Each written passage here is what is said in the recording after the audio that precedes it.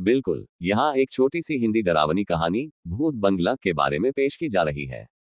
भूत बंगला। गांव के बाहर एक पुराना खंडहर सा बंगला था जिसे सब लोग भूत बंगला कहते थे।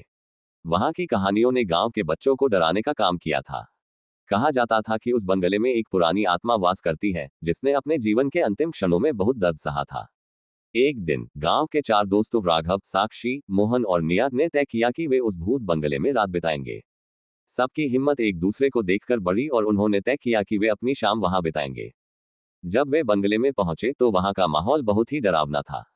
दरवाजे पर बेतरतीब जाले थे और खिड़कियां चटक गई थीं। सभी दोस्तों ने डटकर अंदर जाने का फैसला किया। जैसे ही वे अंदर गए, अचानक एक ठंडी हवा का झोंका लगा और दरवाजे पीछे से बंद हो गया।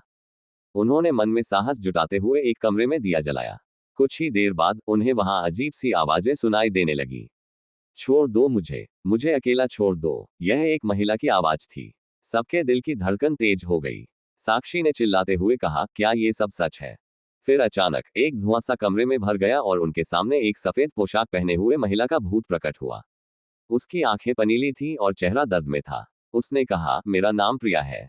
मुझे इस बंगले में बंद किया गया था और मैं यहाँ अकेली मर गई। अब मैं शांति की तलाश कर रही हूँ। चारों दोस्तों ने हिम्मत जुटाई और उससे पूछा कि वह क्या चाहती है। प्रिया ने कहा, मुझे मेरे शरीर के पास ले जाओ, मुझे मेरे घर से बाहर निकाल दो। उन्होंने देखा कि वह उन्हें वापस उसी खंडहर के लॉन की तरफ इशारा कर रही थी। वे सब डरते डरते उस जगह पहुंचे जहां प्रिया की आत्मा उन्हें ले गई। वहां उन्होंने देखा कि एक पुरानी कब्र बताती थी कि प्रिया का अंतिम संस्कार गलत स्थान पर हुआ था। दोस्तों ने मिलकर उसकी आत्मा को शांति देने की कोशिश की और वहां एक नया समाधि बना दिया। उस रात के बाद भूत बंगला फिर कभी नहीं डरावना लगा। गांव वालों ने उसकी कहानी सुनी और उस स्थल को सम्मान देने लगे। प्रिया की आत्मा को अब शांति मिली और दोस्तों ने सीखा कि डर से ज्यादा महत्वपूर्ण है साहस और दया।